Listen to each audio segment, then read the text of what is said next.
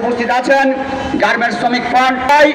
আজকে যে চাঁদাবাজরা আজকে চাঁদা না পেয়ে উল্টো সমাজতান্ত্রিক শ্রমিক ফ্রন্টের সহসভাপতির উপরে দায়েরকৃত মিথ্যা মামলা করেছে, সেই মিথ্যা মামলা অবিলম্বে প্রত্যাহার করতে হবে।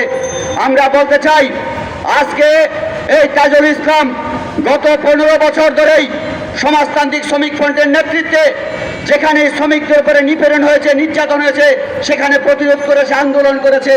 বিশেষ করে বাস টার্মিনালে সেখানে মেকানিক শ্রমিকরা তারা সংগঠিতভাবে যে তাদের যে বিটি, তাদের যে গড় রয়েছে, সেই গড় বাংলাদেশে যে আইন, সিটি কর্পোরেশনের যে আইন, সেই আইন মেনে তারা গড় নিয়েছে। সেই গড় বাবদ সিটি কর্পোরেশনকে প্রত্যেক বছরে তারা ভাড়া দেয় এবং তারা এই দেশের নাগরিক, তারা এখানে ট্যাক্স দিয়ে রাষ্ট্রকে ব্যাগ দেয়। তারপরে তারা কিভাবে চাঁদা দাবি করে? আমরা বলতে চাই, আজকে বিএনপির হাইকমান্ড থেকে বিভিন্ন সময় বলছে যে যেখানে চাঁদাবাজি হবে সেই তারা সাংগঠনিক ব্যবস্থা আমরা দেখেছি তারা নিচ্ছে।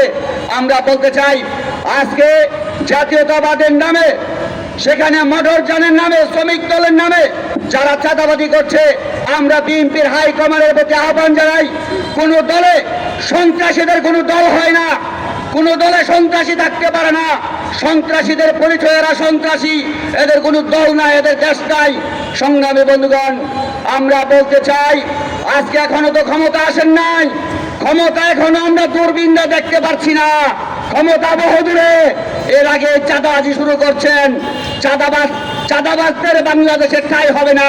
তাই আমরা 5 আগস্টের আগে দেখেছি শেখ হাসিনা ব্রিটিশ সরকারের সময় গত 15 বছর তারা দুঃশাসন আমরা দেখেছি, কিভাবে নিপীড়ন করেছে আমরা দেখেছি।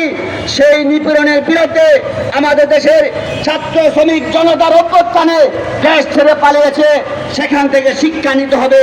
আমরা বলতে চাই, আজকে যারা চাঁদাবাজি করছে, সন্ত্রাসী করছে, জবরদখল করছে, প্রশাসনকে বলতে চাই অবিলম্বে তাদের গ্রেপ্তার করতে হবে। সংগ্রামী বন্ধুগণ, আমরা বলতে চাই, বাংলাদেশের সমাজতান্ত্রিক দল, সমাজতান্ত্রিক শ্রমিক ফ্রন্ট যেখানে চাঁদাবাজি হবে সেখানে প্রতিরোধ করবে, যেখানে অন্যায় হবে সেখানে প্রতিবাদ হবে। আমরা পরিষ্কার বলতে চাই, কোন চাঁদাবাজকে আমরা নারায়ণগঞ্জে দেখতে চাই না। অবিলম্বে এই চাঁদাবাজদের গ্রেপ্তার করতে হবে।